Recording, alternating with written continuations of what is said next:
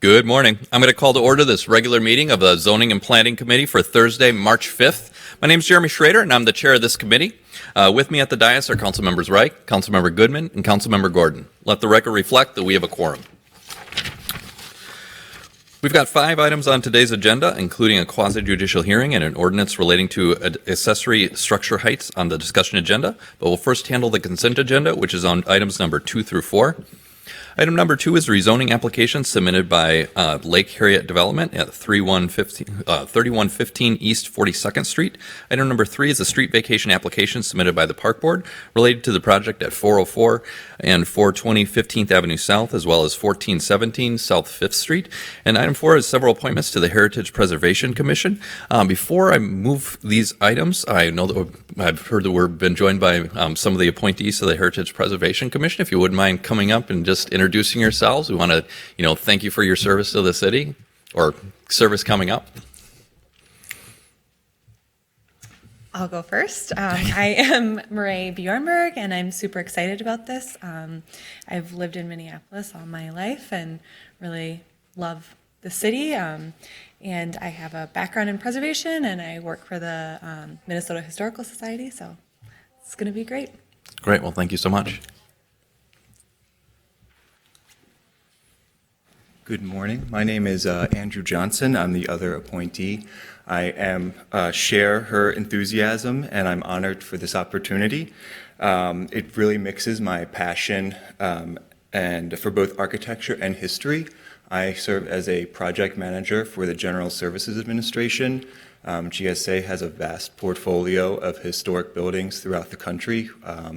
I am involved in national level and state and local level strategic discussions on the historic preservation of those buildings, and I'm really excited to be able to bring that practical knowledge to the city of Minneapolis. Well, thank you very much. Thank you. Not seeing any questions or motions, I will move approval of the consent agenda. All those in favor say aye. All those opposed say no. The ayes have it, and that motion carries. Item number 1 is the consideration of an appeal submitted by the Prospect Park Neighborhood Association regarding the decisions of the Planning Commission to amend previous appeals for a new 14-story mixed-use development to add additional dwelling units to the property located at 3326, 3328, 3350 University Avenue Southeast, and we'll begin with the staff presentation.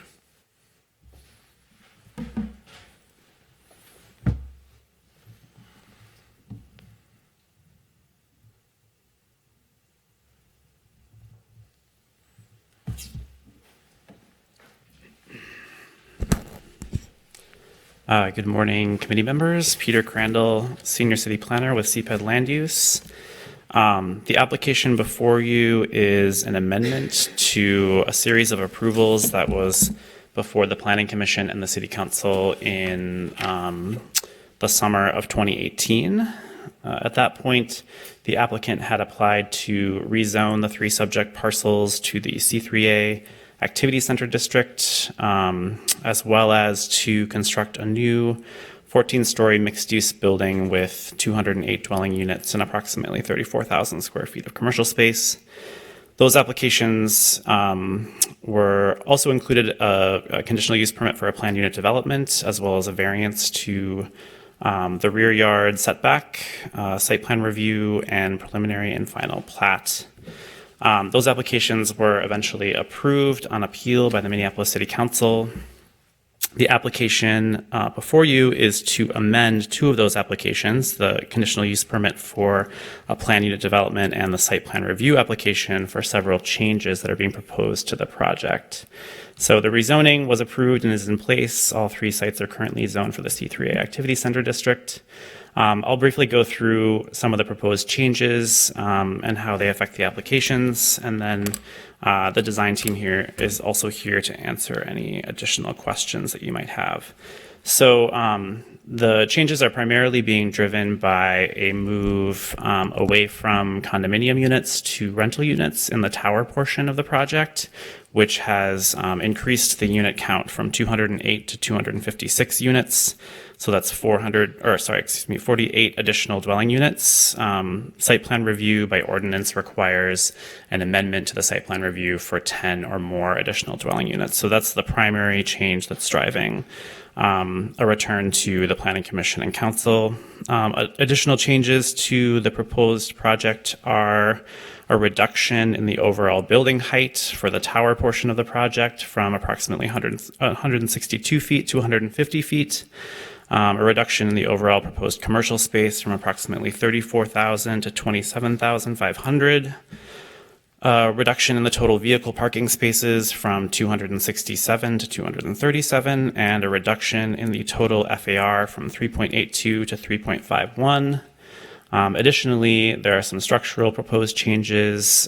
The applicant is proposing to remove the rooftop amenity spaces, which reduces some of the height on the tower portion. And then a larger portion of the art and architecture building, which is the existing building on the site that the applicant had been proposing to preserve, is now being proposed to be demolished. The rear 2/3 of that structure, which had incorporated a significant portion of the structured parking in the proposal previously. The applicant is also proposing to move the proposed dog run to that location at the rear of the structure that you see here on the diagram. This is a figure representing the change in overall height and bulk for the proposed tower portion of the project. And the proposed site plan is unchanged from the previous proposal. So I will leave it there. Again, it's the two proposed amendments to the conditional use permit for planned unit development and site plan review. Staff is recommending approval of both of those proposed changes, subject to a number of conditions that were placed on the project in the last cycle when it was approved at the Planning Commission and Council. The City Planning Commission approved these changes at their meeting 2 weeks ago. I can take any questions. Thank you. Thanks, Mr. Crandall. So I want to just make sure I understand. They came through for approval before and they were approved, and now this is reducing the size of the project. Maybe Correct. not as much as some would like or myself would like, but it's either what they have now or this, which is slightly smaller all around. Yes, more dwelling units, but a smaller building in terms of height and bulk. Okay, thank you. All right, I'm not seeing any other questions. At this point, I'll open the hearing. I'll first give the appellant the opportunity to speak to the committee. So, representative from the Prospect Park Neighborhood Association here. If you could say your name and address for the record. Council members, my name is Eric Amel, 1 Seymour Avenue Southeast, and I am the president of the Prospect Park Association. I think we have a little slide deck here to help me. And can I get that up?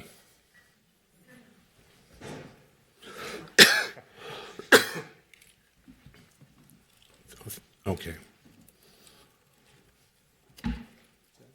Sorry.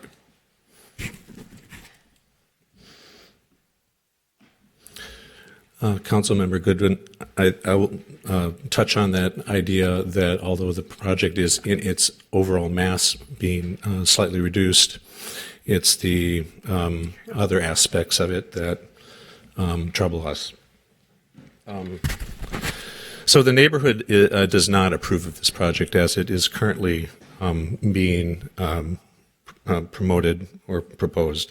It is higher than the Witch's Hat observation deck. It has an adverse impact on adjacent neighbors, the immediate adjacent neighbors. They will speak to that in more detail. And housing diversity. So I'll detail that as well. We appeal to deny the amended plan. The PUD simply does not have the points. What staff has shared is that the major change that is being articulated is that of the number of dwelling units, 48 additional units. There are a variety of minor changes indicated, one of which is interesting in that it is a reduction of parking spaces. You know, I, for one, also like to see the idea of parking go away ultimately. But the fact of the matter is, in the neighborhood, parking is a stressor. and the notion of creating more dwelling units and less parking in this at this time is still problematic. But another change that was not articulated to the Planning Commission was briefly mentioned by staff here today, is that substantial demolition of the art and architecture building was not properly put forward. It was not identified as a change in the staff report, and when called out in the Planning Commission hearing, there was this dissembling and mistruths told about the genesis and timeline of that change. So in particular, this is the site plan overall as shown on the submitted demolition and removals plan. And trust me, if you were to go in there, it is not indicating that the art and architecture building is being demolished in any part. We know from the earlier submittals that there's a tower portion of it that is going to go away. But ironically, this plan also shows that the neighboring property's garage is being demolished, and that is outside the bounds of the property and not the purview of the applicant. So we produced this drawing overlay to try and articulate a little bit more what is being kept and what is going away on the art and architecture building. It comes out to about 72% overall, or 70% of the lower building envelope, which is how the ordinance reads.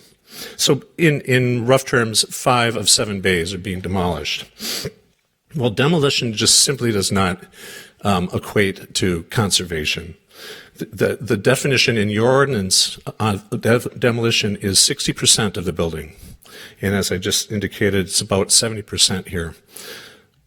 Conservation, on the other hand, is a structure for amenity points, significant renovation, rehabilitation, and adaptive reuse of an existing building rather than demolition is the point there. So conservation does not equate to demolition, and it shouldn't equate to the conservation points amenity of 5. In that scenario, the gamesmanship of putting the numbers together to do a PUD project, you don't have the numbers.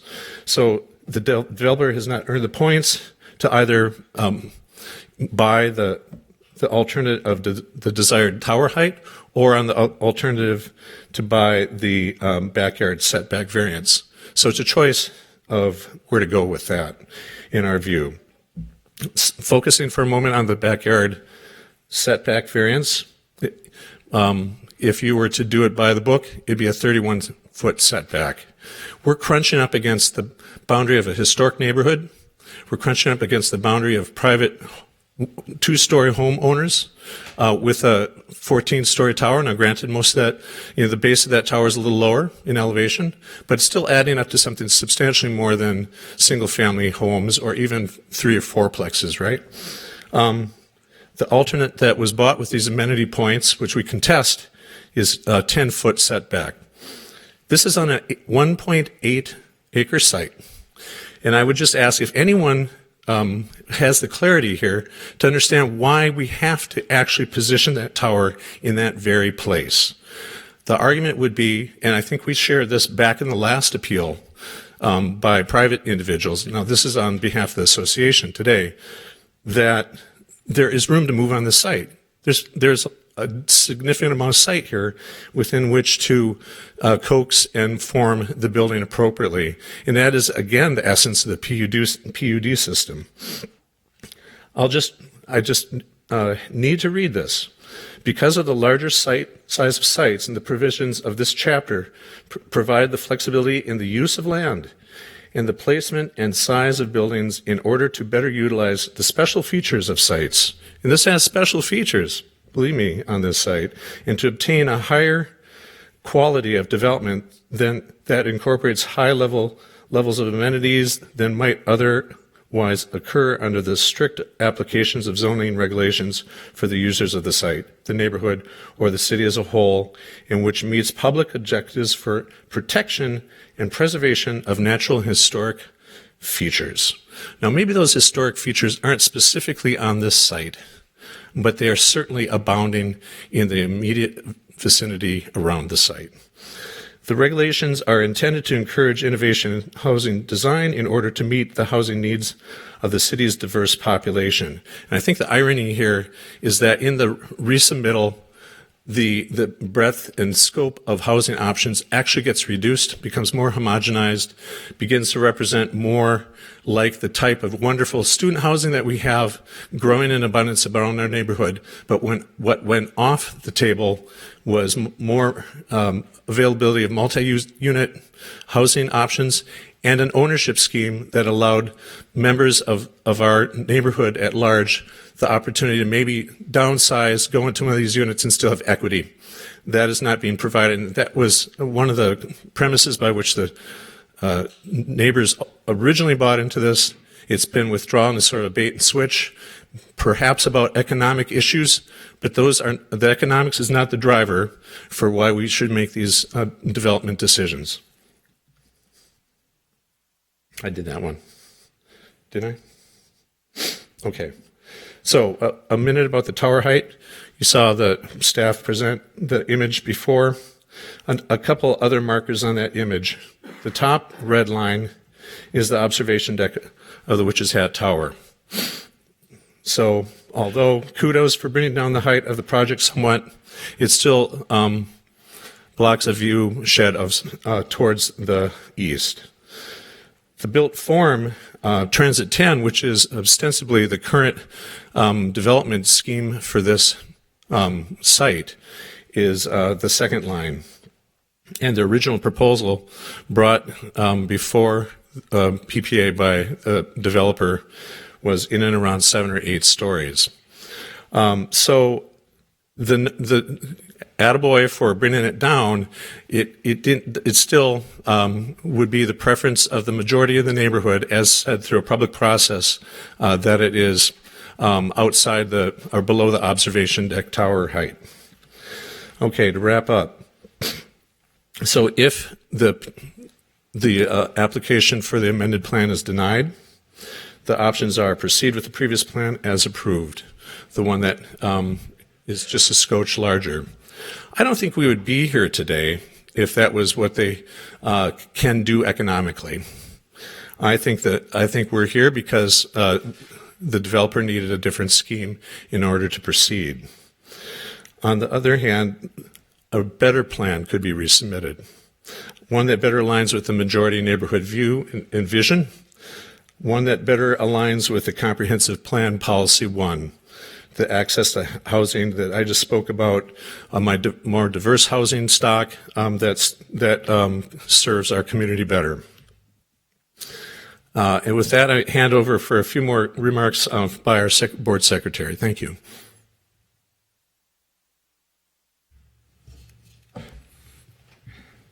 Mr. Chair, members, thank you. My name is Laura Preuss. I'm a resident of Prospect Park and a PPA board officer. I also lived in Prospect Park when I was a student at the University of Minnesota getting my doctorate degree. I'm a 20-year public servant with the state of Minnesota, and I really love my state, my city, and my neighborhood. And as a public servant myself, I can appreciate how difficult it is to really try address many differences towards the common good. So I sincerely thank you for the challenging work that you do. This is my next portion of the presentation is about 8 slides. Thank you for just handing out those hard copies. I'll go through those, and I'm briefly going to talk to you about why this appeal should matter to all of us. Well, and just one quick thing, you are taking it, if you can be brief, that would be appreciated. Yes, I've worked hard to make it brief. Thank you very much, Mr. Chair. Prospect Park Association is an active neighborhood association working hard towards Minneapolis's comp plan goals. Recently, we've been working on topics like those listed here: community building, a climate action plan, affordable housing, tenants' rights projects, land use, and more, all in the last year and a half. We've really been delivering on the comp plan.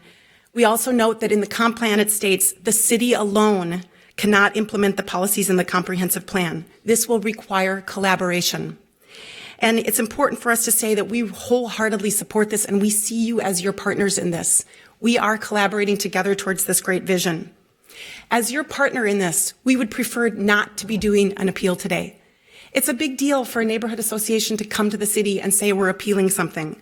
We would rather not be doing that. But we're taking it really seriously and we feel that this is important. And we're doing this because we feel that there's been misinformation and missing information. And as a result, rules and ordinances have not been consistently applied. And this is really problematic as a whole and something that merits calling attention to. If rules and ordinances are not consistently applied, then this system falls apart. It's not predictable or trustworthy. It limits our progress and our ability to work together. So we can't say on the one hand as a neighborhood organization how hard we're working towards the comp plan goals. And then on the other hand, when we raise our hand and say, wait a second, something's not right here, then if we're dismissed, this starts to fall apart.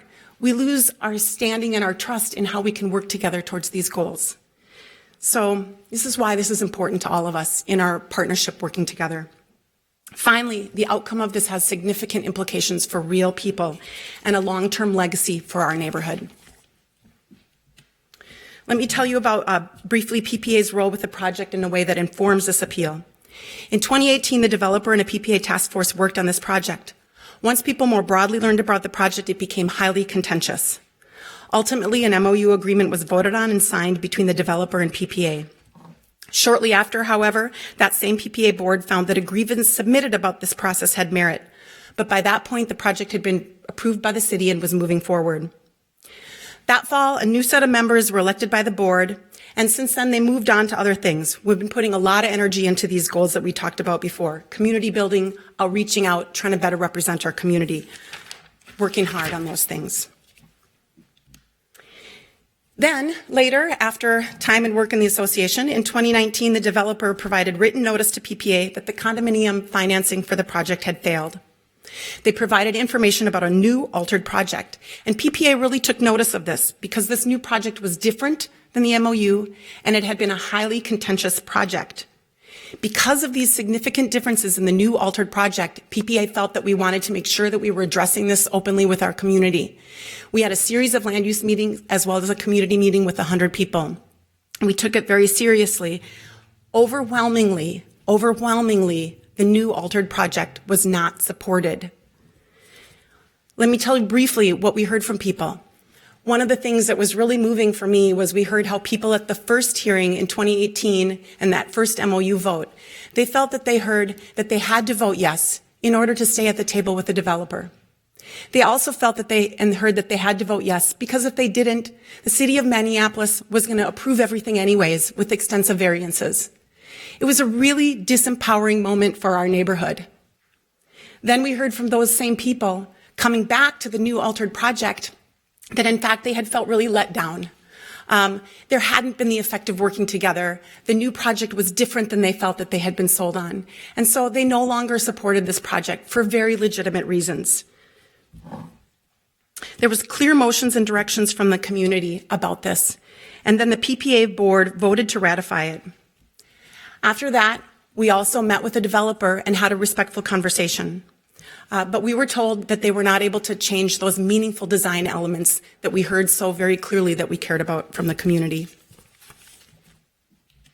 So in sum, about the project then and now, the project was sold as condominiums for families at about 1,400 square feet, as sold as conserving the art and architecture building, working effectively with property owners and being more comprehensive. In addition, I think it's really important to reiterate what President Amel said. I remember at one of the hearings when it was asked, why is this getting so close to the 10 feet to the property owners? Specifically in that hearing, it was stated because of the condominium ownership structure, it was necessary to have that tower in that location. That was a selling point for it at that time and part of the reason it was approved. Now, we're looking at rental units that average about 800 square feet. It's different. It's not the diversity of ownership structure that we were hoping for related to families and what we're looking for trying to expand this diversity of housing in our neighborhood. It demolishes the art and architecture building. And while it's being touted as slightly lower and slightly narrower, if you, again, as President Amell said, look at the scope of the whole project relative, it's still 10 feet from property owners, and it doesn't hit those meaningful changes. Also, what about inclusionary housing? The project came in and squeezed in before these requirements took effect, and then immediately was asked for extension. Our neighborhood has emphasized the importance of inclusionary housing. It's not in this project. If you look at this whole, we see that this project goes in the wrong direction. This new project goes in the wrong direction, and we do not see the benefit for the extensive PUD points that they received. And in fact, they should not even have received all of those points. So to sum up about the comp plan, it would be easy to take a narrow interpretation and say, well, this project has more units, it's by the transit line, so it supports the comp plan. However, and I have it in my bag there, it's, hefty, a lot of goals there. We know that really there's a more comprehensive interpretation to our comp plan. They address diversity of housing types, inclusivity, affordability, history, sustainable practices, and more. The project in sum total goes in the wrong direction for the neighborhood and the city. They received unjust rewards and amenity points for missing information and ultimately producing a lesser project. This is why PPA did not support the new project. In conclusion, this project does not meet the requirements as President Amell laid out. It also has problems with the conditions. We haven't even gone into all of those, and out of respect of time, I won't extensively go into that. But there's problems with the historic condition and problems with the condition related to property owners. Another key point here is that the Planning Commission did not have all of this relevant information in front of them. Working with government, I know how this can go. It's hard for a body to want to go back against what a previous body already decided. But there was key information that they didn't have, that wasn't presented, that you now have before you. So we are asking the zoning and planning to work with us to really review the details, asking you to ask questions and address the concerns. It's not supported by the PPA organization. And for my last slide, with our appeal, we are really asking you to help Minneapolis abide by these rules and strive towards a set of comprehensive goals. This new altered project should not be approved. It doesn't go in the right direction for that. The key elements that we've heard about from our community are the adjacent property owner issues that are real and serious. We've heard about the limit to the 10 stories and the legacy and the issue with our neighborhood. Inclusionary housing is also really important, and it's not going in that direction. I've said about us being partners and collaborating towards it, comp goals, and we really mean it. We believe that we can do better together on this. We're asking for your help. We want to do great things together for our city and our neighborhood, and this altered project is not it. There's technical reasons and a good reason to listen to PPA voice. Thank you very much for your time. Thank you. Let the record reflect we've been joined by Council President Bender and Councilmember Ellison. At this point, I'll see if the applicant or representative would like to come up and speak. If you could say your name and address for the record, please. Council members, my name is Ari Peretz. I represent Vermilion Development. I live at 1026 Portland Avenue in St. Paul. I'm going to start by addressing kind of how we got here today and from our perspective, the process that we went through, and I expect that you'll probably hear elements of this echoed by others who have joined us today to confirm the way that we experienced this specific set of events. The one thing that I want to address from the appellant before I begin, though, is that key info that you have in front of you today was not in front of the Plan Commission. I have listened to every word that was spoken. I read every one of the 57 pages in their appeal. There's nothing in there that was not in front of the Plan Commission. In fact, there was an extensive dialogue between Commissioner Lupke Pierre and ourselves about the art and architecture building. All of this information was well before them. So I just wanted to get that out of the way. Generally, the proposed change, but when I say change, I mean the unit count change to the project, comes from market forces that made it impossible to develop the previous plan for the project. The market forces are not unique to our project. Other projects, including prominent ones in neighborhoods adjacent to Prospect Park, have experienced the same pressure, and this is specifically with developing for sale residential. I believe, as of today, there's a single project of scale that is for sale being developed in the city of Minneapolis. This is not something unique to us. This is not a microeconomic issue or a profit margin issue or anything of that nature. It is, we believed at the time that it was possible to develop for sale condominiums.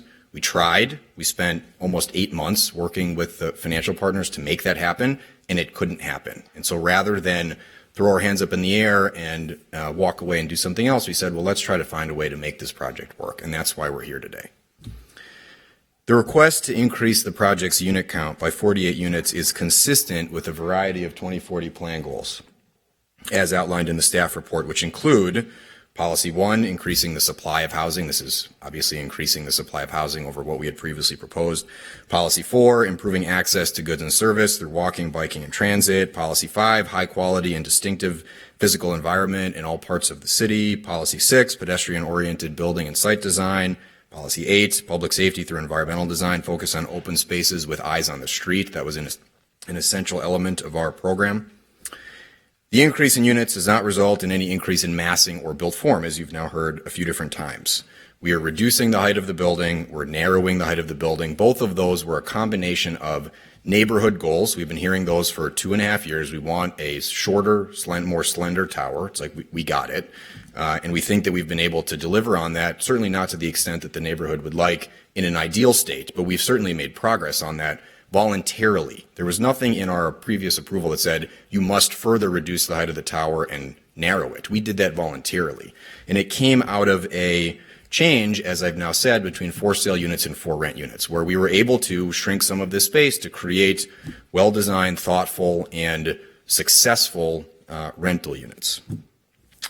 The additional units provide more people the opportunity to live in Prospect Park, which is a neighborhood with historically low housing turnover, historically few opportunities for new people to move in, and the opportunities that existed up until 2014 or 2015 were primarily single-family homes, which very few people have access to purchase at price points that prevail in Prospect Park.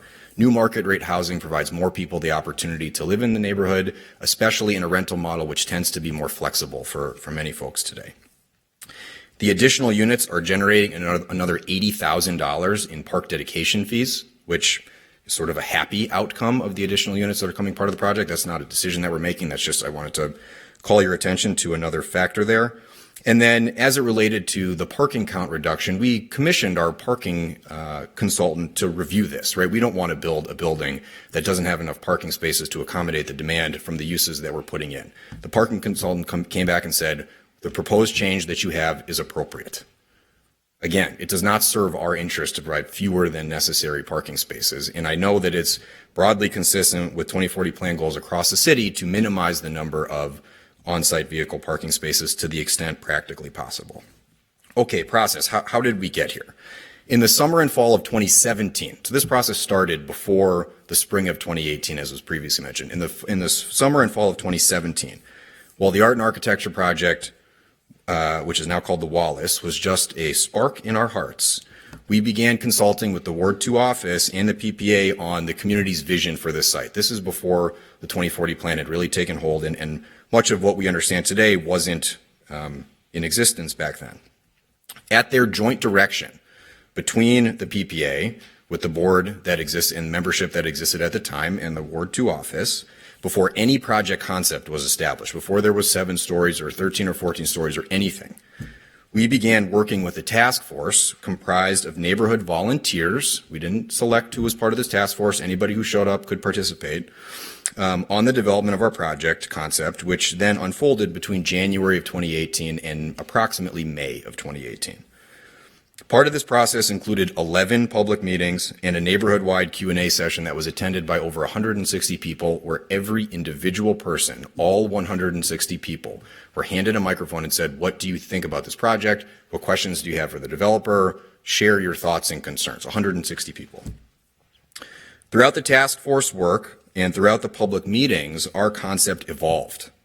Massing and height elements shifted, public spaces were defined, and input into many of the other project factors were worked into our project concept, much of it in real time, right? So we're meeting with folks, suggestions are coming in, the architects are making modifications because the state of our architecture at the time could accommodate a lot of these real-time massing accommodations. Could you show me what this would look like? Could you show me what this would look like? We did it.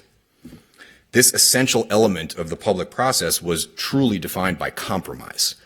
The version of the project that you see here today was not what we started with. It was a true outcome of real public engagement that took a long time and was not always perfectly clean, but as we've looked back on it and as we've consulted with the folks who were involved and the folks who were observing, it is still held up as a truly deep and meaningful public process engagement that other neighborhoods should look to try to follow similar things. Maybe not the same things that followed, but at least that first part of the process. When it became clear that parts of the neighborhood disagreed with the task force's work as it related to the height of the tower on the west side of our site, we worked collaboratively with our task force to reduce the height twice, and making up for this lost area in other parts of the project to the extent that we were able to do it at the time. This again was driven by live input from the neighborhood, and that is the reason why the setback was reduced from 31 feet to 10 feet.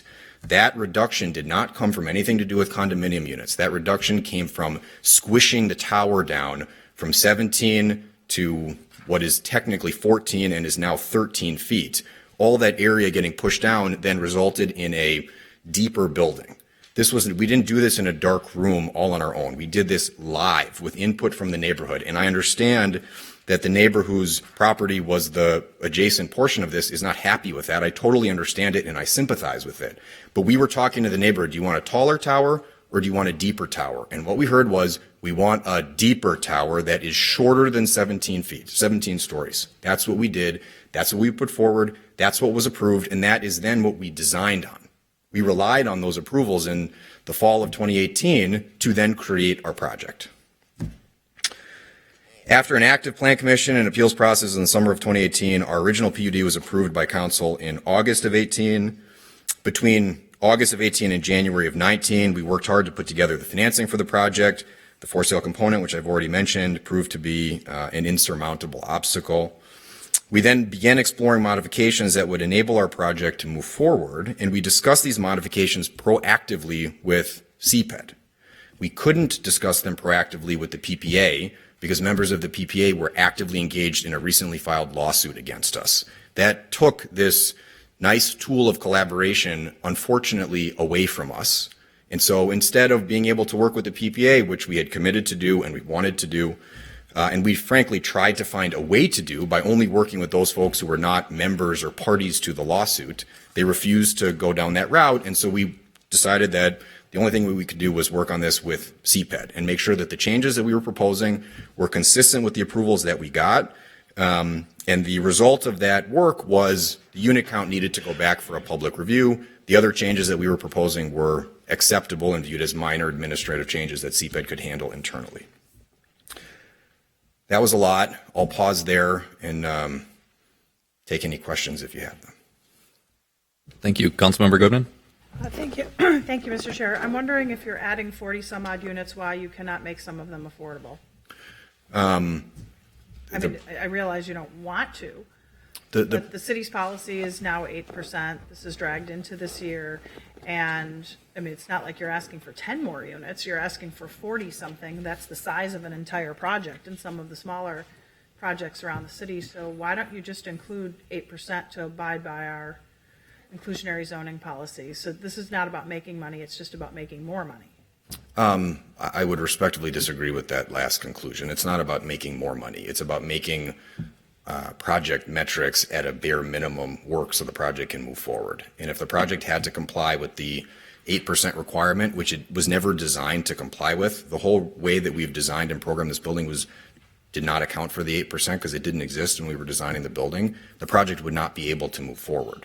And so we did what we needed to do to not have to comply because there was no way to incorporate that into the scope of the project. We care deeply about affordable housing. We are, in fact, affordable housing developers. We have almost 1,000 beds of affordable housing across the Midwest focused on seniors with physical needs.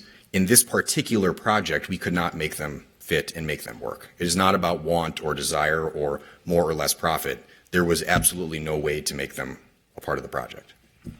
Are you willing to submit your financials to our housing folks to take a look at your basically data to see if they analyze it the same way? I would be happy to consider it and to talk to our legal counsel That's about. not a yes. I'd be happy to consider it. I think that to give peace of mind to people who are concerned, it would make sense that you would submit that data to someone in Sure. our housing department who could clearly state it's not financially feasible or it is. I mean, they're Yeah. capable of doing that. Sure. Well, I'll tell you, we've done this in the past in other cities, not in Minneapolis, that had policies in place that we were asking for a variance from. And when we asked for a variance, we submitted our financials and said, here's why we'd like to seek a variance. That I don't understand to be the case here. We are not seeking a variance from inclusion in the inclusionary housing policy. We are complying with the policies that were in place when our applications were submitted. We are not asking for any deviation or variance. And so that's why I said we'd be happy to consider it. If we were asking for a deviation or variance, I'd be glad to. But I don't think that that is the case right now. Okay, Mr. Chair, I'll just say you're asking to add 40 more units, which I would normally be very supportive of. This is on a transit line. But I feel like I have to have some level of confidence that financially the project wouldn't work. And that would be something to consider. So I guess that would affect how I feel. Well, I could maybe ask Peter to comment on the timing thing, because we didn't invent this ourselves. We followed the rules that we were asked to follow and made sure that, I mean, our project was originally approved in 2018, as you know. Our amendment was filed before the end of 2019, as you may not know, but it was filed before the end of 2019. We did what we had to do in order to make sure that this project could proceed in a financially viable way. But now you're asking, Excuse me. but now you're asking for something totally different, and you're into 2019 now. And so you could live with the current plan then. I mean, you're coming back to us and asking us for something. I think it's legitimate that we would ask for something back. So I'm just wondering why there is this aversion to anyone looking at your numbers to verify if it's not financially feasible. It'd be different if we weren't sitting here. If you weren't asking us for something different right now, then you could build the other project and we wouldn't, no harm, no foul. We wouldn't ask you any questions. But Sure. you are in front of us now asking us for something different. No, I absolutely understand what you're saying, Councilmember. Our perspective, though, is that the application was filed in 2019 when this was not a requirement. Do that project. That's what we were asking to do. The application that we filed in 2019 is what is in front of you. It was filed in December of 2019. You could keep the project that you've had approved and move forward, but you're asking for something different now. So I think I have the right to ask why you wouldn't abide by or at least include affordable housing. It sounds like you're not open to doing it, so you've answered my question, but I want to remind you, you're in front of us asking for something different. I absolutely appreciate So it. maybe I should just vote against this change, because I don't see, you can do the other project. No harm, no foul. Do the project that we've already approved you for with no affordable housing. That sounds good to me. Thanks. Councilmember Gordon? Yeah, I just wanted to be clear. I think what Councilmember Goodman is saying, would you voluntarily put in affordable housing? And she's also pointing out that our housing staff could talk to you about how we can use affordable housing trust fund money, how you could work with Minneapolis Public Housing Authority so that you could do so, how we could even use tax increment financing to support that for you. So you could get the assistance you would need to know that your financials would work. And then you'd be addressing some concerns of people who've been raising about this project, that there's not the kind of diversity that the first version had, and there's all these other issues. So she's not saying you should be required to do it, because everybody understands you got in under the wire. So our inclusionary zoning ordinance doesn't impact you, because you were able to get this application amendment in December and then ask for an extension so you could keep working on it. You could have waited to January and then you would have been required to do it. So what we're asking you about now is, could you please consider doing some voluntary things that we know we don't have jurisdiction over, so that it would address those things that are clearly really, really important to the community, that are going to be your neighbors, and that you're going to want, thinking, what a great project. I'm glad it turned out so well for all of us. Sure. Instead of looking at it and saying, what a monstrosity. And he wouldn't even do, 8% units of affordable housing out of all of that expensive stuff. I'm happy to look at it, Council Members Goodman and Gordon. I'm happy to evaluate it further. The notion that we can use public financing to offset the loss, I believe, kicks us from 8% to 20% required units. And we have, in fact, evaluated that and determined that it is Okay, feasible. just to be clear, the inclusionary zoning ordinance does not apply to you. So there's no kicking to 20 or 8. You're not required to do 8 because you know and your team knew what you were doing when you got the application in December. I just want to ask our attorneys or the planning staff, how close are we to this 60-day? I mean, if he says he's willing to work on something and we have obviously hadn't had any time to work on this, can we hold this in committee longer? Not that that's something I'm looking forward to, my colleagues, I'll just let you know. But how close are we to bumping up against the 60-day clock? Can I see something while I look? I'm looking for it right now, so go ahead, Councilmember Bender.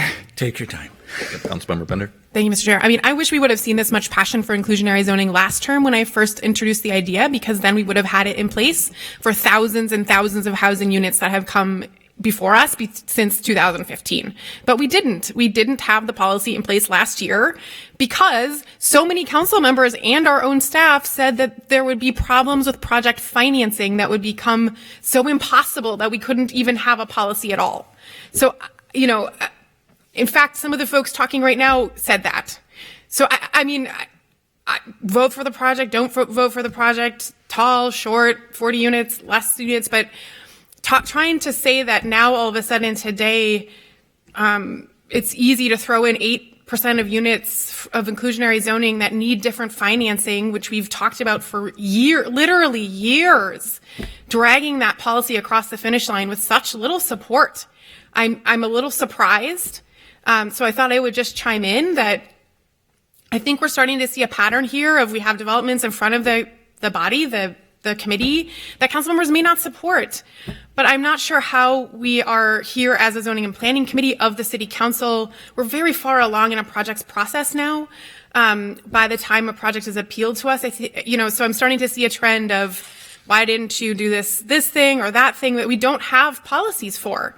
And like I said 2 weeks ago, when it was environmental standards that were being requested now at this stage, we just need to get our policies in place so that we have rules that developers can follow. I know that's under development. I know I walked into a meeting the other day, the guy's talking about that, and it's going to take some time and some work to get those policies in place. But I'm just, I think asking the developer to go back and talk to the banks, talk to the financiers, talk to our housing staff about adding 20% with our TIF financing, trying to understand how long that would add to the project timeline. I think all those things are fine. I'm just not sure, exactly what we're asking here. If you're trying to tie voluntary inclusionary housing to a particular site plan approval, or what exactly my colleagues are requesting. Councilmember Goodman. Thank you, Mr. Chair. I don't think it's helpful for anyone on the committee to criticize others, and quite frankly, I think it's kind of hurtful to suggest that I didn't support it, therefore I can't ask any questions today. So I'll lay that out there. It's hurtful to be criticized publicly and to have my intentions questioned. I asked if they would show us their financials to show us that it wasn't possible. That was all I asked, and this did get in right under the deadline, and it is going to be competing with other projects that are coming forward now that will have to comply. And so I can't speak for Councilmember Gordon, but I would say they're asking for a change, and when you ask for a change after you come in under the deadline for the purpose of getting out of our ordinance, that we have the right to ask to look at your financials if you want that change. Councilmember Gordon can speak for himself, but I would also note he was probably one of the strongest supporters of inclusionary zoning. And I did vote for it as well. Okay, thank you.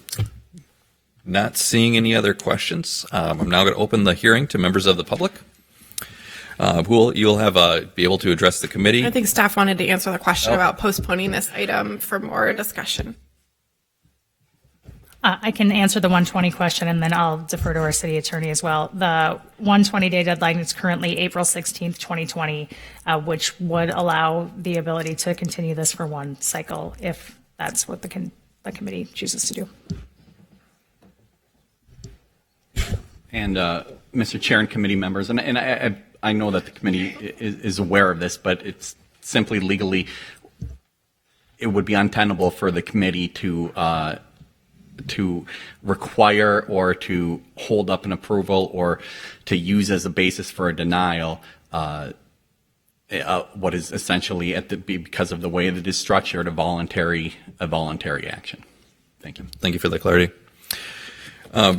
Members of the public will have 2 minutes to speak, which will be tracked by the timer by the clerk. If you can come up and say your name and address for the record, and that works. Thank you. Good morning. My name is David Gundel, and I live at 29 Clarence Avenue Southeast, a residence located directly behind the tower, proposed Wallace project.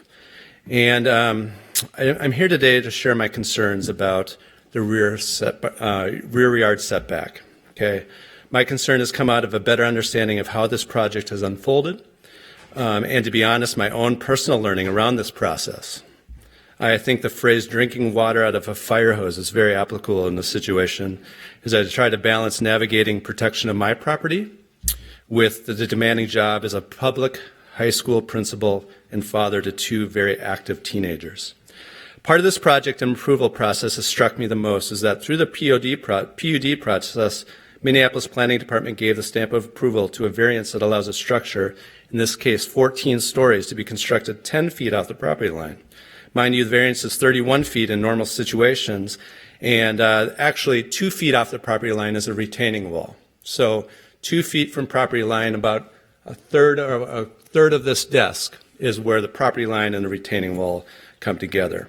I want to just contextualize the site here a little bit so you know what we're talking about in our concern. Does this transfer over here? Yep, it's on. Okay. So the area that we're talking about is right in this area. It's the largest incline of space. This is the demo plan that the developer submitted. We are talking about this point here to here. The distance here is right around 40 to 50 feet from house to property line. Okay? And so my main concern that I'm here today about is this next drawing, which is, and you give it a sense, these are the properties right here. And just to give you a heads up, you have 12 seconds left. I know. Okay. Well, I have 2 years of construction to do, so I'm going to ask for some leeway. Yeah, you're not going to have any leeway Thank when you. that goes off. You will need to sit down as out of you can respect for see- everybody. I'm going to keep talking unless you can understand. So as you can see, we have the screening here. It's very thorough. And over here along a property over here, which is a driveway or actually a parking lot. Okay, and can you make your final point, please? Yeah, my point is that right here in front at the highest point of contact, there's absolutely no screening. No screening whatsoever on the highest point of contact. Now, Okay, the thank you. standard is very high Thank you very here for much. screening. Very high. No, you need to sit down. Thank you. Thank you. Thank you very much.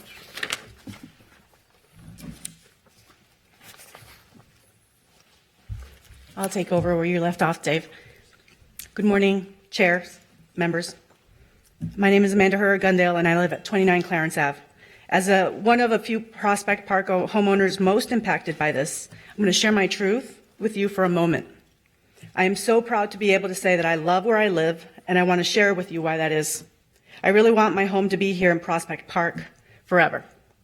First off, I want you to know that I'm speaking as a Mexican-American woman, daughter of 2 parents who immigrated to the U.S. I grew up in one of the most dense areas of the United States, Elmhurst, New York, which is in Queens.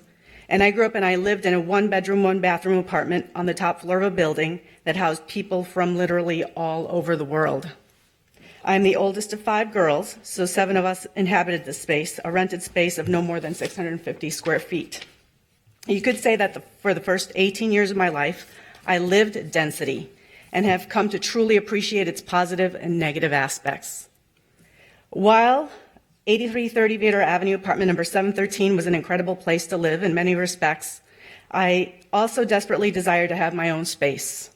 One thing I never had growing up was a space to call mine, a place to do homework, be alone, have quiet, and a mental respite. I'm talking about mental health. I felt suffocated, boxed in, and suffered bouts of depression. So at 18, I moved out, and I moved far. I was the first in my family to graduate from high school and college, but I sacrificed a lot, and in the end, losing connections with dear friends and family. Eventually, I landed in Minnesota, a place known for its natural beauty and space. I have grown roots here, and currently in my profession, I'm in a position where I work to develop well-rounded middle schools for students that look like me. After 20 years of working in education, I intentionally decided to make Prospect Park my home. I'm going to move on. I just want to say that, therefore, I should not be the one sacrificed for a project that has been described as the best we will get. Take a moment and imagine a 14-story high-rise with balconies breathing down on you, a mere 20 feet from your safe haven from your home. I have no doubt that we're smart enough to demand a better solution that doesn't impact any Prospect Park homeowners. Let's work together on this because, as they say, if you don't have a seat around the table, then you're on the menu. Thank you. Anyone else interested in speaking?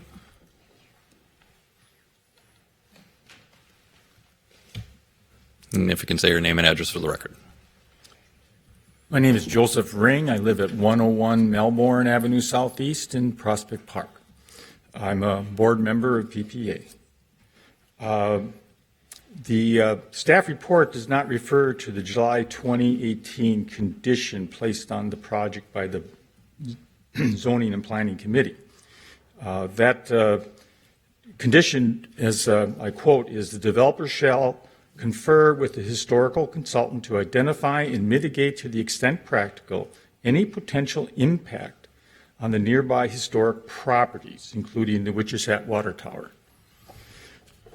To date, the developer has provided a memo from a firm called New History. And they state there is no negative impact. That is their opinion. They provided no analysis or any conclusion as to how they came to that. They just said no negative impact. The neighborhood acquired another document, which was the opinion of Dr. Greg D'Onofrio, University of Minnesota School of Architecture, who heads up their conservation and preservation department. And he claims it does. He has very strong documentation, long history in New York on the Preservation Commission. We requested of the city that since we have very competing statements, that we get an opinion from your city preservation staff and or an opinion from the State Preservation Office. That has never been provided. So, in my opinion, the condition has not been met. Thank you.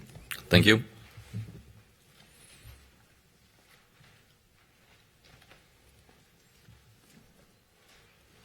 Good morning. Good morning. My name is Vince Netz. I'm the immediate past president of the Prospect Park Association, and I'm here on behalf of my four predecessors, Dick Pobley, Christina Larson, Tom Kilton, and Steve Banks, who could not be here today.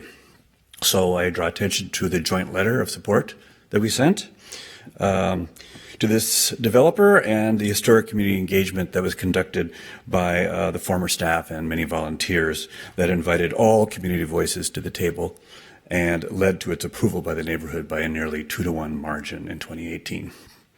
All the details in our letter, so I'll just have a request for the Zoning and Planning Committee. The gray area between the ideals of Minneapolis 2040 and current policy makes it really hard to attract quality developers like this, and it's hard for citizens to really understand land use and inclusionary zoning. So waiting for clarification risks disputes over every new building that goes up, and whatever side you're on here, I think we can agree that's not desirable. So clear implementation of 2040, along with new training for neighborhoods on how land use actually works, will be critical next steps as Minneapolis continues to grow. So this is a spectacular project that will add vibrancy to University Avenue, offers significant community benefits such as park dedication fees, and respects historic resources, and has broad support across the neighborhood. And we urge you to support this application. Thank you. Thank you.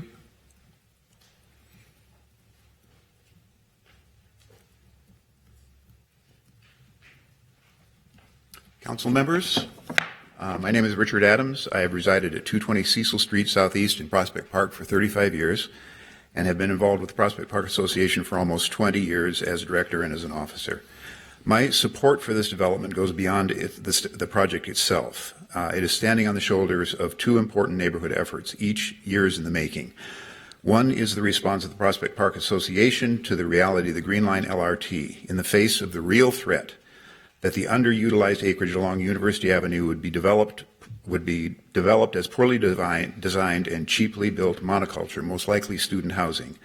The PPA Land Use Committee worked long and hard to engage developers who would help create a vibrant and diverse addition to the neighborhood and a gateway to the city. The other 20-year effort for historic designation, which ultimately involved the very difficult process of removing the neighborhood from consideration at the local level when it became clear that that designation would seriously limit property owners' choices and impede creative development. Both of these efforts enjoyed broad neighborhood engagement and support. The Wallace development is an excellent example of what we as a neighborhood hope to achieve. The developer came to the neighborhood in good faith and worked with the PPA Land Use Committee for months. The result is a well-designed, well-built project that preserves a historic structure on site as well as the integrity of the historic core and provides a fitting gateway to the city of Minneapolis. Thank you. Thank you.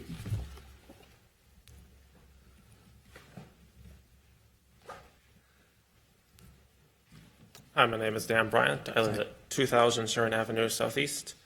I strongly support the project as proposed. I am a renter who lives several blocks from the proposed project. What strikes me is that the project is outwardly essentially the same as the project approved in 2018 and fits within the footprint of the building that was approved. The changes that asked for, namely increased unit count, decreased parking, and lower height, all help to bring the project further in conformance with 2040 goals and the transit and built form the site has in that plan. I think the project fits very well with the area, especially considering it being immediately adjacent to a light rail station and the two 10-plus story buildings that are located within 2 blocks of the site. I'm pleased the developer is managing to add density to a site while still preserving the front portion of the Art and Architecture building, which is the most visible portion. And I like where others have said that the developer made extensive engagement efforts when developing this project. Thank you for your time. Please support the project and deny the appeal. Thank you.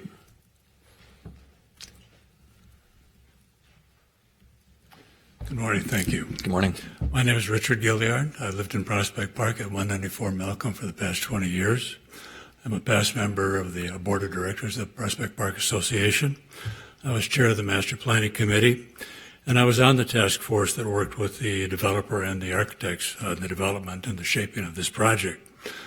I support this project because I believe it is a model of 21st century transit-oriented urban redevelopment. It replaces 3 automobile-related automobile service facilities, 2 garages, and what was a Super America gas station. It retains the fabric of the streetscape by preserving the most significant portions of the art and architecture building. It is an assemblage of buildings rather than a single 300-foot long block of buildings. The separation and the massing of the buildings allows sunlight to University Avenue. It is its first level shops, restaurant, office, commercial, and jobs-related spaces bring activity, light, and vibrancy to the avenue. And it provides homes for hundreds of people within 300 feet of a Green Line light rail station. I urge your continued support of this project. Thank you. Thank you. Is anyone else interested in speaking?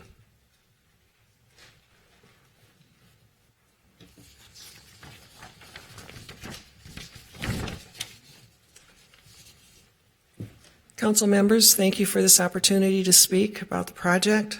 I live at 17 Seymour, and my name is Martha Joy. I've been there for 30 plus years, former board member of PPA.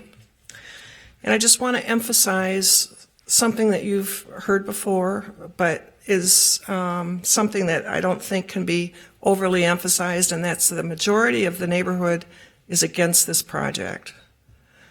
That has been seen through multiple community meetings. The majority of the neighborhood is against this project. And you've heard various reasons why this is: lack of exclusionary housing, the fact that it's 10 foot from our neighbors across the street from where I live, and there's no reason why they have to take the brunt of this project. The tower also is still too high. It impedes views from the observation deck of the Witch's Hat Tower. And for all these reasons, I don't think the board should support this project as amended or the original project.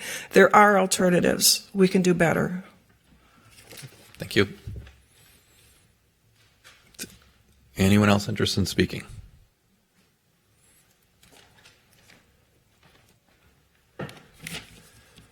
Council members, my name is David Frank. I live at 48 Clarence. I support the 2040 plan, I support the 2040 plan, as I believe many of my neighbors do. I am in favor of increased density in my neighborhood, but I cannot support the Wallace project in its present form for the reasons previously mentioned. Thank you. Thank you.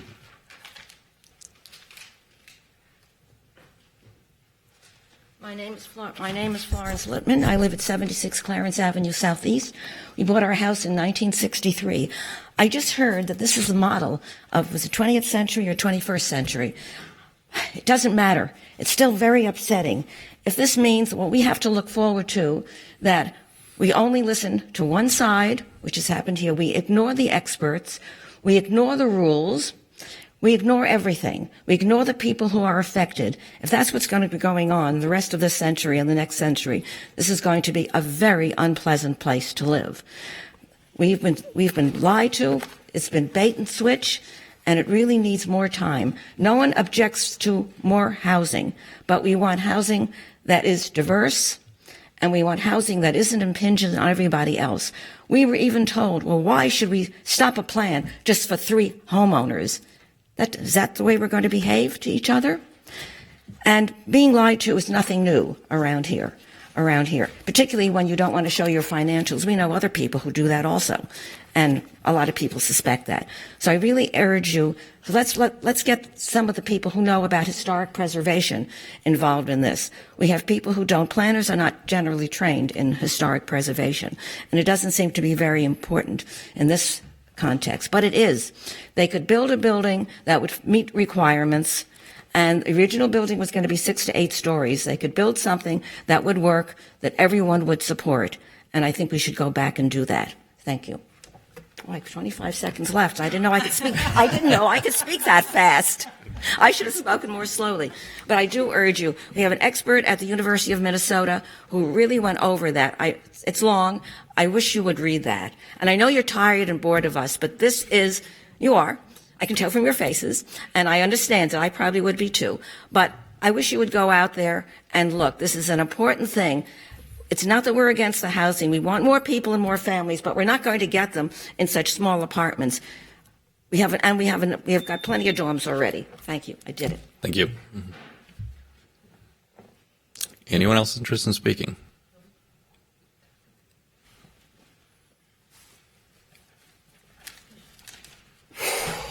Okay. So much to say. I'm heartened here. My name is Gayla Lint. I live at 1 Seymour, which is the house that Toby Rapson grew up in, and I'm carrying on the legacy of Ralph Rapson and what he cared about in terms of the environment here, the physical environment. The PUD ordinance, if you're familiar with the PUD ordinance, and I am, it allows you to put more restrictions on this project. The PUD ordinance, the purpose of that is that it's all about making a project by compiling more sites than otherwise would happen, and which meets the public objectives for protection and preservation of natural and historic features. This is part of the PUD. The PUD also says that if you have changes, especially changes to amenity, they need to come back to the Planning Commission. It also says that the requirements for that thing coming back to the Planning Commission are the same as any other requirements. It also says that there's a concurrent review, that if you have more than one application, they're all supposed to be taken together. So I just want to say this idea of somehow focusing only narrowly on units, that's simply not the case here. I also want to bring us back a little bit to what came before the Planning Commission. The staff report did not even acknowledge the change in the demolition. It listed major changes, unit count. It listed minor changes, 1, 2, 3, 4, 5, maybe 6. It didn't even list the change about demolition. And when the question was raised by Alyssa Lupke-Peer, the architect misrepresented the extent of demolition in 2018. If you look at the documents that are included in your packet, In 2018, it says that the first 3 floors of that art and architecture building, which is the essential core of the masonry volume, are to remain. And now we know that they're demolishing 5/7 of it. And lastly, I want to say that the conservation is different from preservation. Doing a facadectomy and somehow saying that this is all about preserving the history when the priorities in the neighborhood have been very clear about what is the historic value. It's the witch's hat, it's the residential district. So please, with all due respect, project momentum, especially when that momentum is based on inaccurate or uncertain information, is not the criteria by which a project is approved or not approved. And please be willing to expect more from developers proposing a project in any neighborhood that does not respect the defining features of that neighborhood, that doesn't respect the prime directive of Minneapolis 2040, which is about affordable, diverse housing along transit corridors, and that takes advantage of of adjacent property owners. They have nearly 2 acres to work with. Anyone else interested in speaking? And I could say your name and address for the record. Good morning. My name is Gary Gardner. I live at 21 Seymour Avenue Southeast, across the street from the tower. I want to address 2 issues. The second one, which I'll mention quickly, is the issue that Councilmember Goodman mentioned. The affordability and the lack of this project in any form has never had any low-income housing in it. And the new units, roughly 100 square feet, are basically going to be high-cost units for students at the University of Minnesota, and that will lead to increased student debt. The other issue I want to talk about is neighborhood support of the project. Prior to the Land Use Committee meeting in 2018, there was a petition that got over 800 signatures to request that the height of the tower be, that any building be below the observation deck of the tower in the view toward St. Paul and lower in the view toward Minneapolis. At that infamous Land Use Committee meeting, as Mr. Peretz referred to, there were probably over 150 people there. The vote was 2-1, 67 to 34 approximately. Most of the people were cowered by the arguments from the developer that this was the best we could do and this was the only way that we're going to move forward. After that meeting, the Friends of Tower Hill Park, which was formed in June of 2018, gathered a citizen's petition over Labor Day weekend and got 244 signatures asking that the city, asking the state, which referred to the city, file an EAW. The city decided you didn't have to do that. And then this last Land Use Committee last fall had, reviewing the new project, had a vote that said 89-12 with 2 abstentions, and Mr. Peretz was at that meeting, that we did not approve the revised project. So this project, as has been mentioned before, really does not have neighborhood support. Thank you. Anyone else interested in speaking? Anyone else interested in speaking? Last call. All right. I'm going to now close the hearing and look for discussion among my colleagues. Councilmember Gordon. Well, I'm happy to let other people discuss and weigh in on this, but I also feel a burden and responsibility because it's in the second ward to try to get us through this in a, I don't know, as efficient manner as we can, as we're also being deliberative. As I know my colleagues can imagine, and probably everybody out there can imagine, this is just the kind of situation that council members would have nightmares about. This is a very challenging project. It's had a long and challenging history. It's had a number of bumpy roads, especially if you're a council member that wants to look for a win-win and make sure that you keep all your constituents happy and satisfied. This is impossible to do in this situation. But I'm continuing trying to work to do so and figure out how we can do. I've had a lot of discussions with the attorneys about what we can and can't do with this situation right now. Would I like to lower it?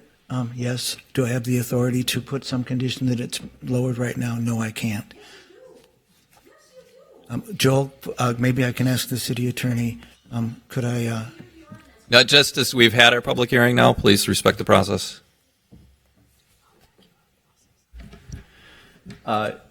Committee members and staff, I know that the city attorney has opined that because the taller building was previously approved, we couldn't condition this new amendment based on a lowering of that. Thank you. And that's what he said in discussions with me as well, so I don't know what chances there would be for me to get committee approval if I tried to say something against the city attorney's recommendation. So, and can it was also clear to me that I can't require some of the apartments to be ownership, maybe rather than relying on the audience here to help affirm or not affirm my understandings. Maybe staff could also weigh in on that. Can we require some kind of home ownership in these units? No, we cannot. The zoning code does not provide oversight as to ownership or rental of dwelling units. I think I'm going to jump in real quick and I'll hand it back to you, Councilmember Gordon. We have what's before us today, and I think that that's very difficult. We had a very long process when this originally went through. I think that there's a lot of good questions. I would kind of if we could focus on that part of it, it'd be appreciated. All right, and maybe I won't ask for staff to weigh in on everything, but also I think in our discussion it was pretty clear that we don't have the authority to require affordable units in this either in its current situation right now. Because it is there. But there are things that we can talk about, and there are things that we could maybe make a change in a positive direction. And I would like to propose some conditions to be put on this that I understand we can do. And I'm going to pass out some slightly modified conditions than what you folks have already. There's one added one, and the first one is changed. And I'd like the opportunity to maybe go through these.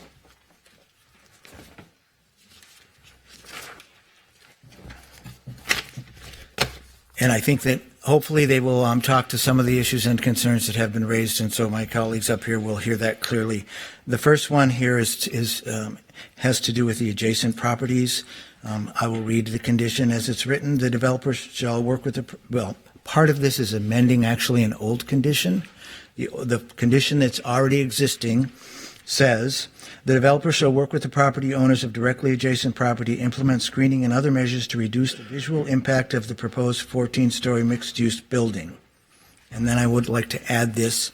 Screening shall include coniferous trees on the developer's property between the development and the parcels located at 25 and 29 Clarence Avenue Southeast of a similar size and spacing to those shown in the proposed plant schedule. I think everybody saw the illustration. It showed all the trees that are planted around most of the screening on the hill, but there were no trees that were put on that one section. I'm just saying let's continue that basic screening for that section as well. That's that condition. Chair, would you like me to go through each of these, or would you like to discuss them one at a time? I think we could probably do them in a group. Okay. The second condition is unrelated to much of what we've heard about, but I think it's a condition that will be appreciated broadly by everyone. This is adding a new condition that would say the applicant shall work with the relevant utilities to bury power lines in the public right-of-way along the street-facing elevations of the proposal. The third motion is a condition that deals directly with this issue of conservation of the built environment and how that change probably wasn't reviewed, it probably wasn't looked at, it probably wasn't considered properly by the Planning Commission. If you review the tapes and you look at it, and it was, and I looked at the two ordinances, and it actually looks like there's kind of a contradiction. I understand, and I'm not saying this should set a precedent that there shouldn't be some flexibility in amenity points, because I know that's a whole different thing there, but right in where it says what you get an amenity points for, it says it should be conserving something rather than demolishing. And then later on, as you guys saw if you read the appeal, there's something in our code, or maybe it's before, but in the code that defines demolishing as removing 60%. Or more of a building. And so this condition would say, in order to meet the requirements of the conservation of the built environment amenity, the applicant shall retain at least 41% of the exterior of the art and architecture building consistent with the zoning code definition of demolition, just to make that crystal clear. And the last condition that wasn't on the original three that I passed out is something that I saw was in was a memorandum of understanding that the developer had with the community. It's a rather simple requirement, but somebody reached out to me recently and suggested maybe that should be a condition with the city, that the developer shall provide a central point of contact to provide updates and respond to neighbor concerns during the construction process. those are the conditions that I want to move now. It doesn't mean there might not be some more at the council meeting, but we'll see how that goes. Well, we won't make you promise that. No, but I won't promise that. Looking for other questions or comments? Otherwise, Councilmember Gordon's motion 1, 2, 3, and 4 are before us. Councilmember Goodman? Thank you, Mr. Chair. Is this an amendment to the main motion or I just? believe this is an amendment to the main motion. Yes. Sure, yes. Okay, so this is a amendment to the main motion. Mr. Chair, I don't believe that a main motion has been made at this point. That's true. Are you making a motion, Councilmember Gordon? Well, I wanted to make sure that my conditions would be part of it before I necessarily moved.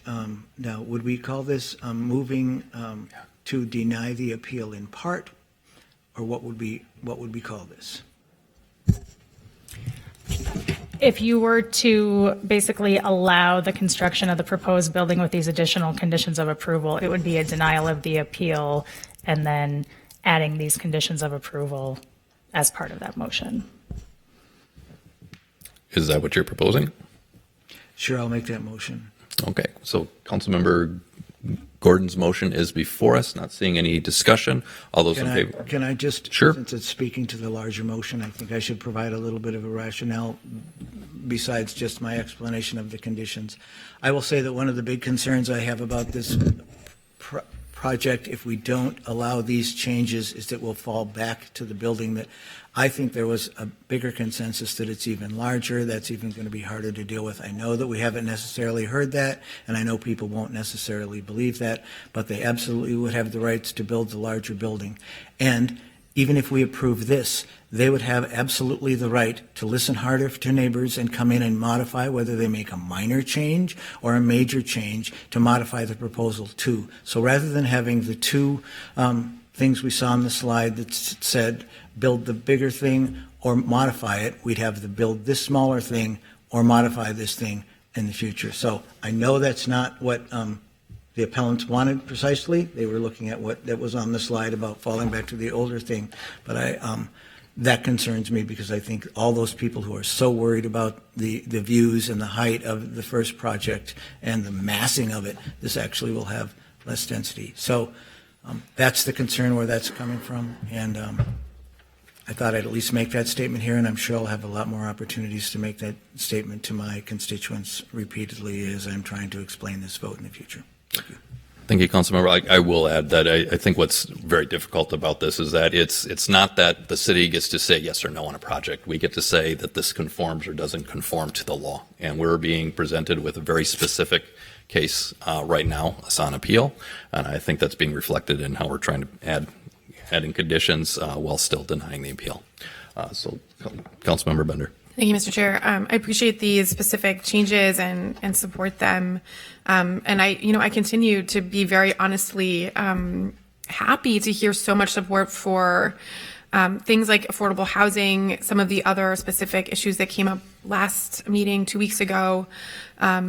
I think as we move forward in the work that's happening with the built form overlay district, starting to codify those priorities will be really important. I absolutely support having affordable housing incentives that go beyond the inclusionary zoning ordinance that took effect on January 1st, 2020 as part of that package as it comes forward. I hope to see that there. I actually suspect that even with projects coming forward that will be subject to the inclusionary zoning ordinance, we'll hear a lot of desire from community members to see more affordability that was included in that policy. So, I think each time we hear from communities passionate support for things like affordable housing or environmental sustainability or extra greening, it helps guide our policies moving forward. As you said, Mr. Chair, we are subject to the laws that are in place at the time that the applications come forward. So, again, support these specific changes that Councilmember Gordon has brought forward. Councilmember Goodman. Thank you, Mr. Chair. I also support the changes that Councilmember Gordon brought forward. And I guess I should be a little bit more specific. I also support the plan the developer brought forward, despite my reservations with regard to the affordable housing issue. I don't think we should get into the business of saying home ownership or rental is good or bad. It's like saying CVS is better than Walgreens. It's the same thing, it's housing. And in this particular project, adding 40 units, but they're smaller, means probably less people will live in them than larger units with more people, but I think density in this location makes sense. This is across the street from a rail station for the most part. I had a concern about the preservation issue and kind of what I view as a lack of transparency surrounding it, but I think that Councilmember Gordon figured out a way to strengthen that, as well as the immediate neighbor who I have great empathy for. So between the fact that we're constrained by what we would want to do, I've already voted for this project once, and I don't see that these changes are changes that are necessarily bad. There could be a difference of opinion. We could want condos, and I know people want condos, but I don't think rental housing is bad. I think rental housing is good, and I see the neighbors agreeing. And I don't think more units is bad. I think more units is good. It might result in less people actually overall. So I wish the developer would show his financials to our folks so we could determine if there could be some affordable housing voluntarily in the building, but I understand that we cannot demand that either. I'm supportive of Councilmember Gordon's work, and we'll be voting to approve the project today. All right, not seeing any other questions. Councilmember Gordon's motion is before us. All those in favor say aye. Aye. All those opposed say no. The ayes have it, and that motion carries. With that, we move on to the discussion agenda, and that is number 5, which is an ordinance amending the regulations governing the height of accessory structures. And we'll begin with a brief staff presentation.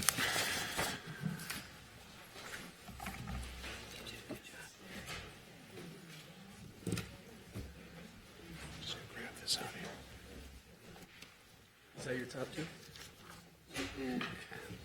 Maybe. Somebody not the last guy. Fair enough.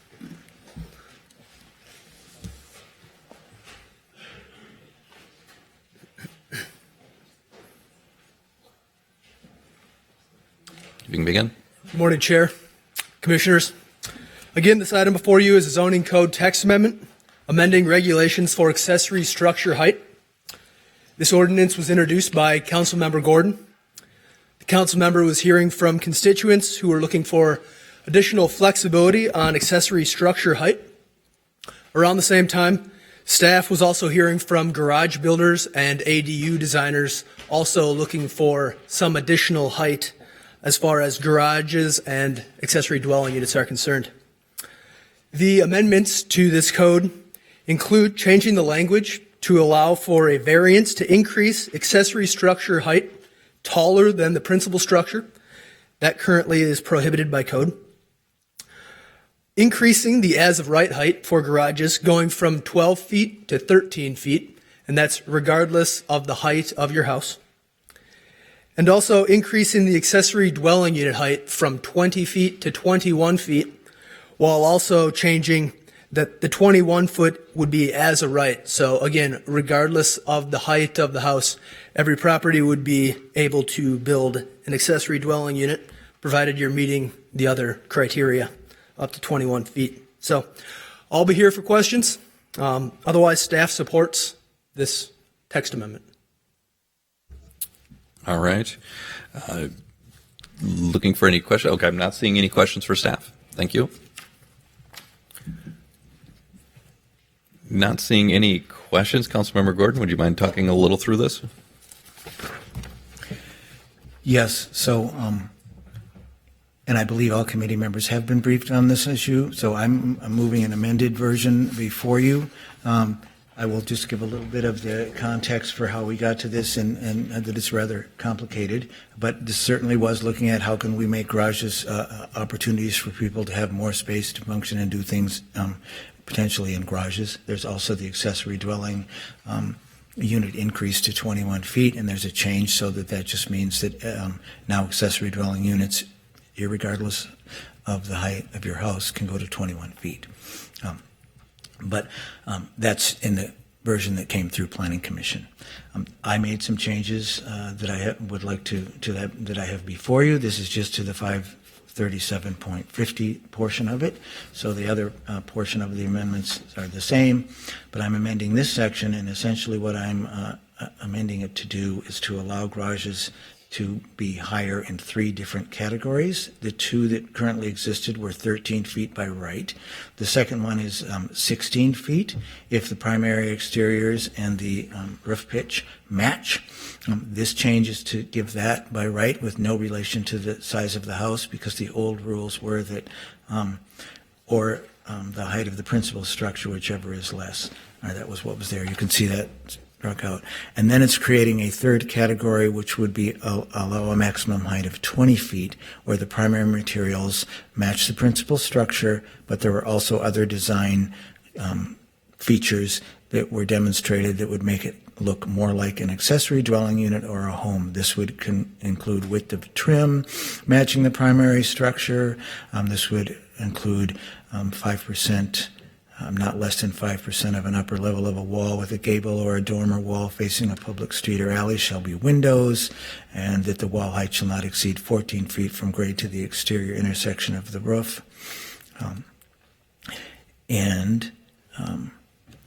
I believe that other changes are just to be consistent with those changes. And I'm happy to stand for questions, and I'm sure the staff can stand for questions as well. I will confess that all these design details and standards were not drafted and written by me, but it was done with staff in consultation with me and at my request. Thank you. Not seeing any other questions, I will kind of chime in. I'm supportive of this. I think my main concern was the ability to build up, higher garage or ADU as a right without having to go through some form of public process. But I do very much appreciate kind of the highlighted in yellow, like the thoughtfulness that's come to it. I think the main concern, folks, what we've heard is just, are you going to build some ugly garage? And to be able to say, no, we're going to build a really nice structure is something very different. And we've continually hit this where for folks that are trying to be more sustainable, put on a green roof on an ADU or on a garage. So I think that really appreciate your work to make this higher. And again, I'll be supportive of this.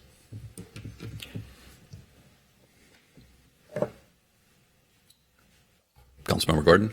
Well, I'll move this amendment, and I'll actually just add that the approach to this came from Planning Commission Committee of the Whole, so we had some discussion about it, and they offered me some guidance on which way to go.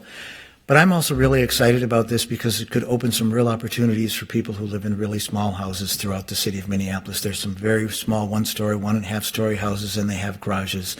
And so it was actually a gentleman who came to me and who said, I'm retiring now. I would just like a place to do some painting, and I wanted to build this on something on my garage. And I was told that if I created an ADU and put in all this plumbing and everything, then I could have my little studio. But that's so much work, and it wasn't what he needed. And I just think this is going to allow some people to make better use of their properties longer and actually be better for the city, and I'm hopeful that it will be. I'm not expecting a flood of requests to do this at first because it's still going to be an expense, but I think it's a move in the right direction, and I appreciate the support. All right, not seeing any other questions. Councilmember Gordon's motion is before us. All those in favor say aye. Aye. All those opposed say no. The ayes have it, and that motion carries. Seeing no further business before us, this committee is adjourned.